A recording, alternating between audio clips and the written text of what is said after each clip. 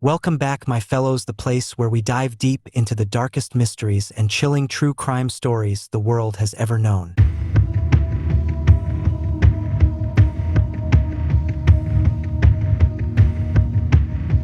He called himself the Zodiac, a man who wrote chilling letters, sent cryptic ciphers, and murdered without remorse.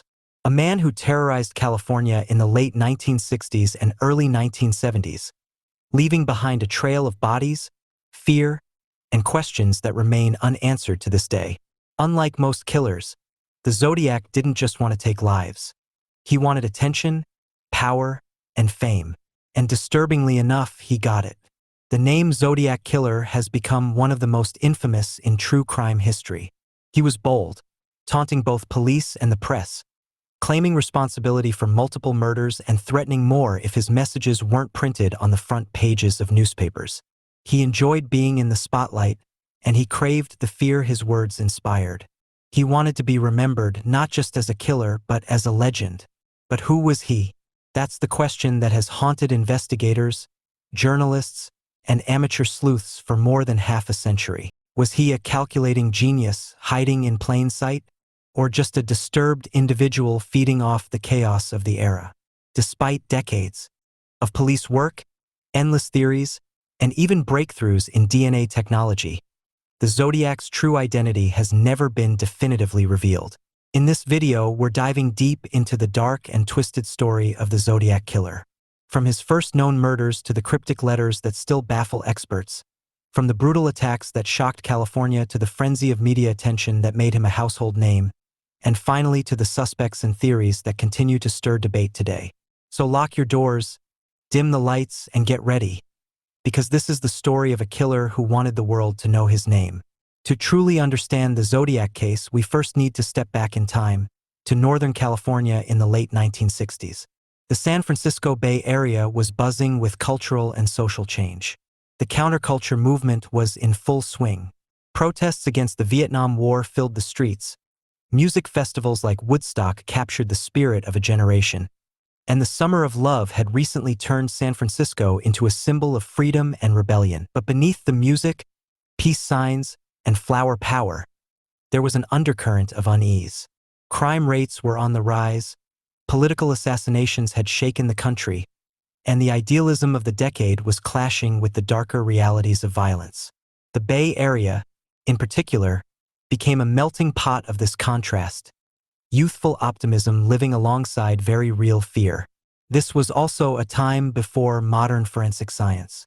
There was no DNA analysis, no advanced digital databases, and no widespread surveillance cameras. Detectives relied heavily on witness statements, fingerprints, and ballistics testing. Communication between different police departments wasn't always smooth, meaning information could easily fall through the cracks. For a cunning and bold criminal, this was fertile ground to thrive. The Zodiac knew this. He wasn't just killing, he was performing. He understood the media landscape of the time. Newspapers were the heart of public communication, and he exploited that fact masterfully. By sending his letters to the San Francisco Chronicle and other outlets, he guaranteed himself front-page coverage. And every time a new cipher or letter was printed, the public's fear and fascination grew stronger. The era also played a role in how people responded. In 1969, a serial killer wasn't a concept that people easily grasped. Sure, there had been brutal murders before, but the term serial killer wasn't even widely used yet. The Zodiac felt like something new, something terrifying, and something unstoppable. This was the stage. A society in flux, a police force unprepared for what was coming, and a killer eager to seize the spotlight. And in December of 1968, he would make his violent debut. It all began on a cold night, December 20th, 1968, in a quiet, rural stretch of Benicia, California. Teenage sweethearts Betty Lou Jensen, just 16 years old, and David Faraday, 17, decided to spend the evening together. They had plans to attend a Christmas concert at Hogan High School, but like many young couples of that era, they opted instead for a more private, romantic outing.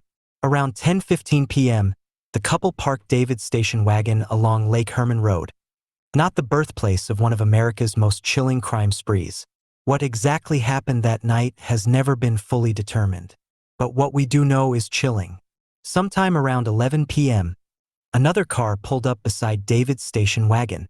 The driver stepped out, approached, and for reasons still unknown, attacked.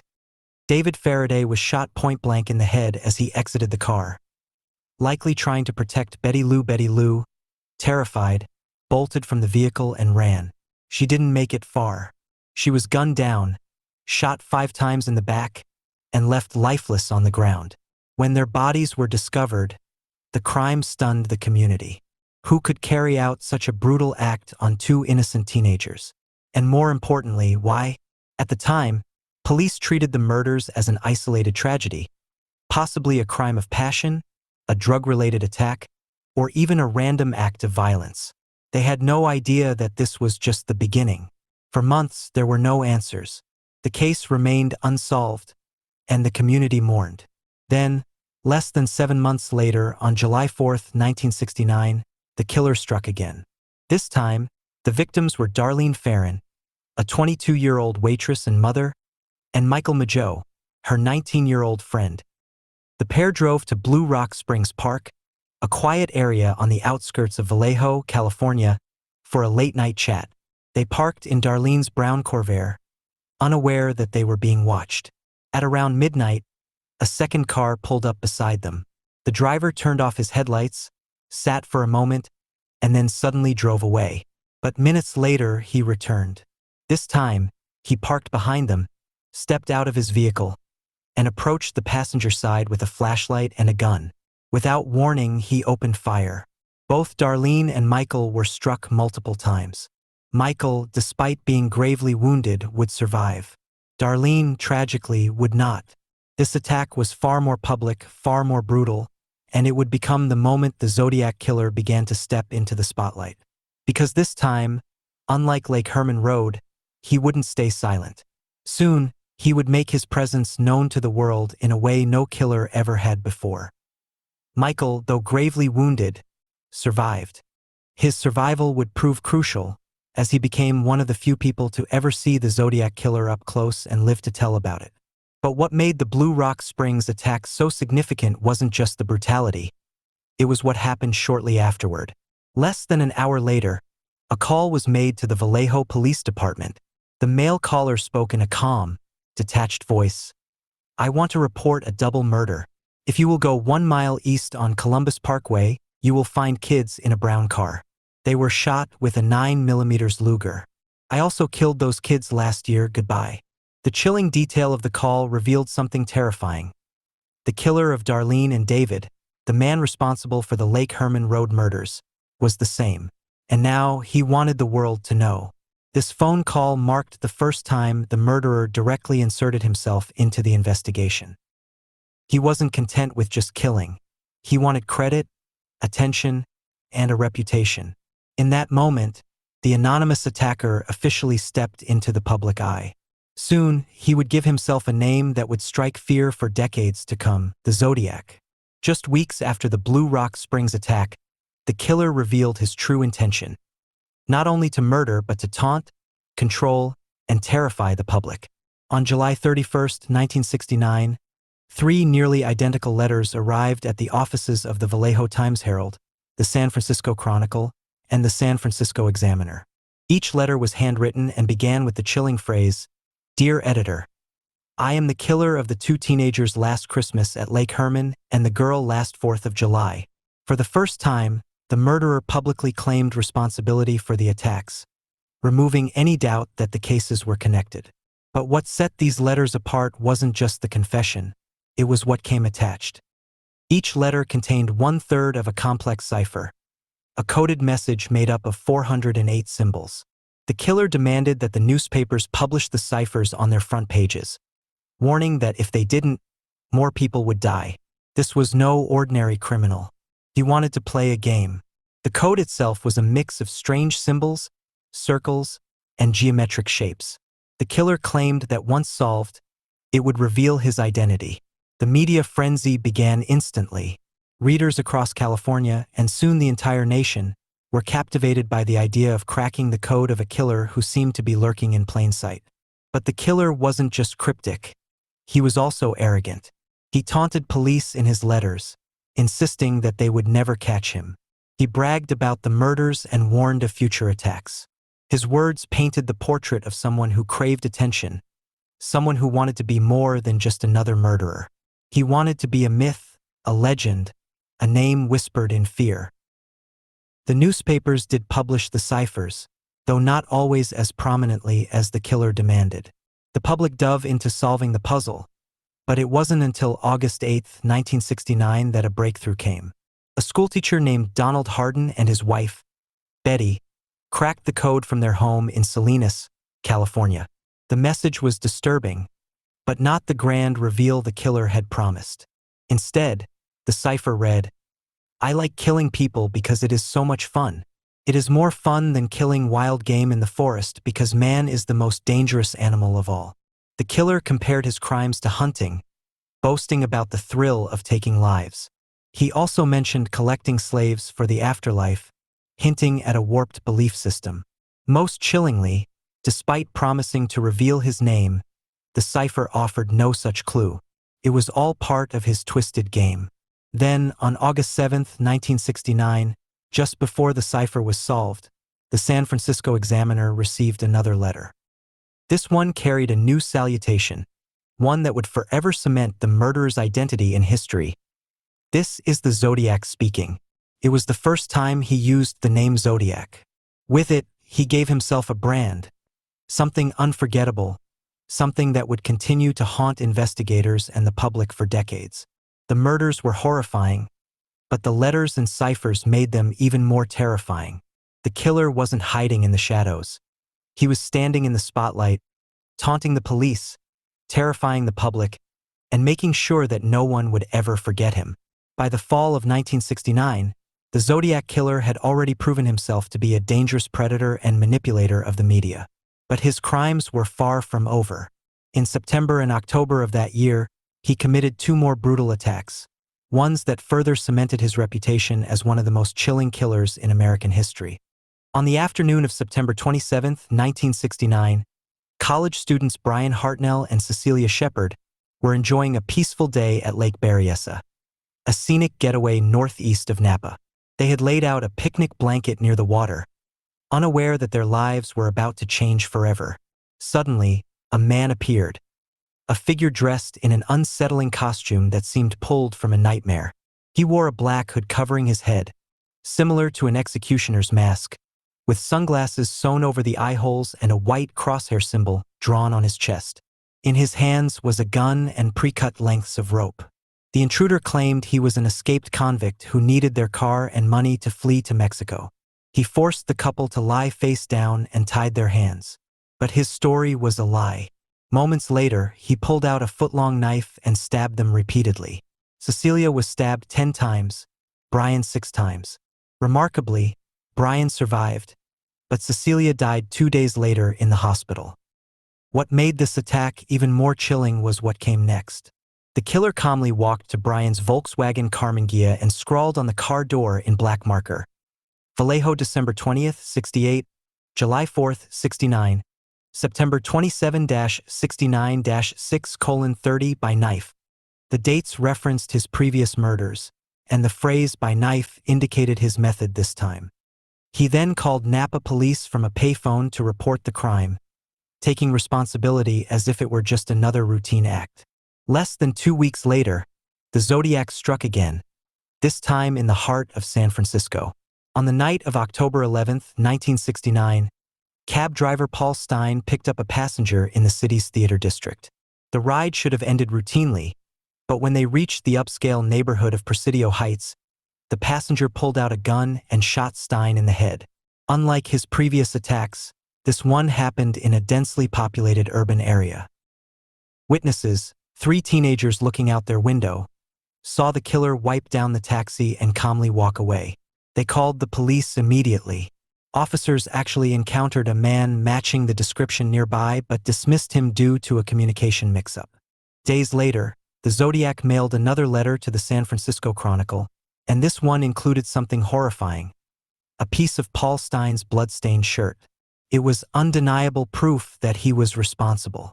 He bragged about the murder, mocked the police for failing to catch him, and threatened to shoot schoolchildren next.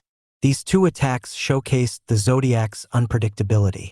At Lake Berryessa, he staged a terrifying costume-driven ritual in broad daylight. At Presidio Heights, he brazenly murdered in the middle of a city. His methods were changing, but his obsession with control, fear, and publicity remained the same. By the end of 1969, the Zodiac was no longer just a regional story. He had become a national obsession, a phantom killer who seemed to thrive on being both everywhere and nowhere at once. By late 1969, the Zodiac Killer was no longer just a murderer lurking in the shadows. He had become a household name. And that was exactly what he wanted. For the Zodiac, killing was only part of the thrill. The real power came afterward, in the letters, the ciphers, and the public fear he could command with nothing more than ink on paper. Just days after the murder of Paul Stein, for parents across Northern California, this was a waking nightmare. Police presence around schools increased dramatically, and buses were escorted by patrol cars. Though he never carried out the threat, the damage was already done. The fear had spread like wildfire. The Zodiac reveled in this chaos. Every time a letter or cipher arrived, newspapers were faced with a dilemma. Should they publish his words and risk giving him a platform, or withhold them and possibly endanger lives? More often than not, they chose to publish, and the public devoured every word. He wrote with a blend of arrogance and childish glee, often ridiculing law enforcement. He called the police pigs and taunted them for their failures. In one letter, he joked that he looked forward to hunting man as the most dangerous game, echoing the infamous short story The Most Dangerous Game, where humans are hunted for sport. The implication was clear. The Zodiac didn't just kill. He believed he was orchestrating a twisted game with the entire state of California as his stage. The media frenzy only fueled his notoriety. Television stations and radio hosts debated his identity. Amateur codebreakers across the country tried to solve his ciphers, while armchair detectives flooded police with tips. Everyone had a theory, and suspicion fell on neighbors, coworkers, even family members. For the police, it was a nightmare. Multiple jurisdictions, Vallejo, Napa, San Francisco, were all investigating crimes that might be connected, but communication wasn't always smooth. Meanwhile, every new letter the Zodiac sent added fresh layers of frustration. He seemed to be everywhere and nowhere at once. The public, too, was caught in his grip. People were afraid to go out at night. Taxi drivers grew cautious about late-night passengers. The Zodiac had created an atmosphere of paranoia, and he was feeding on it. By the dawn of the 1970s, the Zodiac wasn't just a killer, he was a cultural phenomenon. He had made himself into a symbol of terror, someone who could stop the presses, dominate headlines, and hold an entire state hostage with just a few sentences. And that was his ultimate weapon: fear.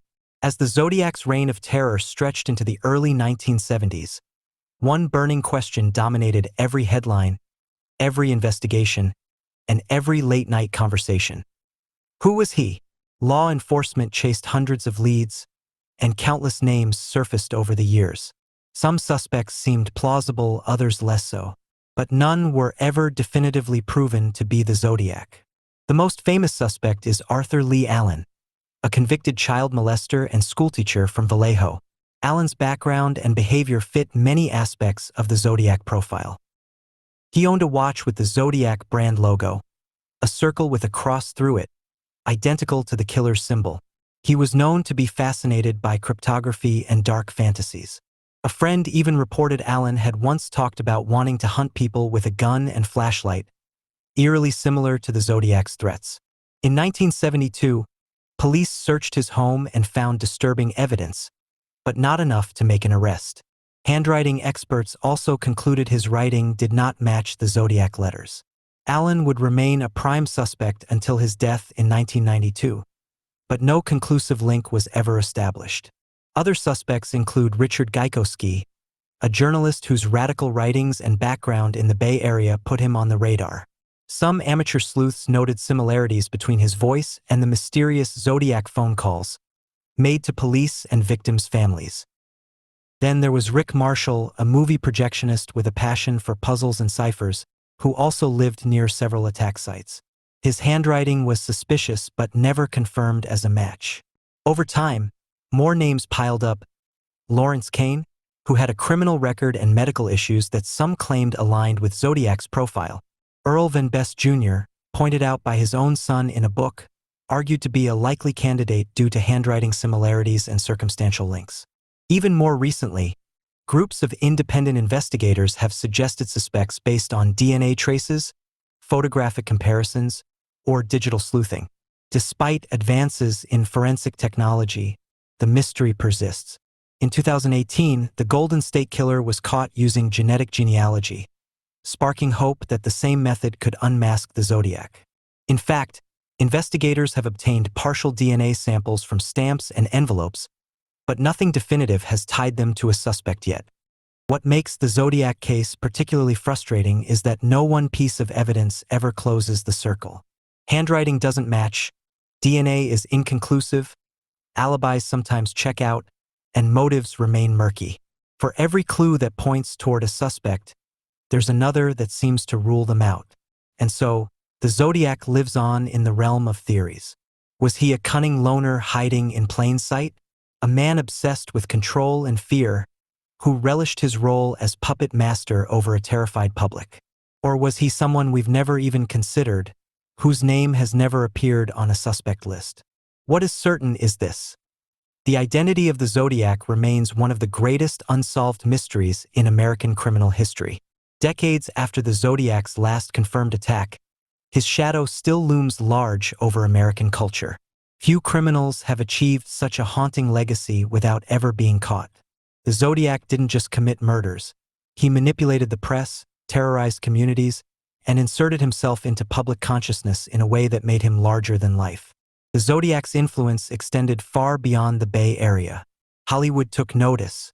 The case inspired films such as Dirty Harry, 1971, in which Clint Eastwood's character faces off against a villain clearly based on the Zodiac. Later, the story was revisited in documentaries, television specials, and perhaps most famously, David Fincher's Zodiac, 2007, which reignited worldwide interest in the case. Beyond entertainment, the Zodiac profoundly shaped how society views serial killers. Before his crimes, the term serial killer wasn't even in common use. He helped fuel public fascination with criminal profiling, forensic science, and the psychology of killers. The idea of a murderer communicating directly with the press to control the narrative was groundbreaking and unsettling. His actions created a blueprint for the media's relationship with crime, raising questions about how much coverage fuels fear versus informs the public. The Zodiac also left a deep imprint on the world of amateur investigation. His unsolved ciphers became puzzles for generations of codebreakers, cryptographers, and online sleuths. In 2020, over 50 years after it was sent, the infamous 340-character cipher was finally cracked by a team of private citizens, proving just how enduring the mystery is. The internet has since become a hub for communities dedicated to piecing together the Zodiac's identity, with thousands of theories circulating in forums, podcasts, and YouTube channels. Culturally, the Zodiac symbolizes the terror of the unknown. Unlike killers who were eventually unmasked, he remains a phantom, someone who committed heinous acts and then vanished, leaving more questions than answers. This enduring uncertainty keeps him alive in the public imagination. In many ways, the Zodiac Killer is as much a story about the power of fear and mystery as it is about murder. He remains an unsettling part of American history, one whose name continues to echo more than half a century later. If you enjoyed diving into this mystery with me, don't forget to like the video, subscribe for more true crime stories, and share it with friends who love solving puzzles. Until next time, stay curious and stay safe.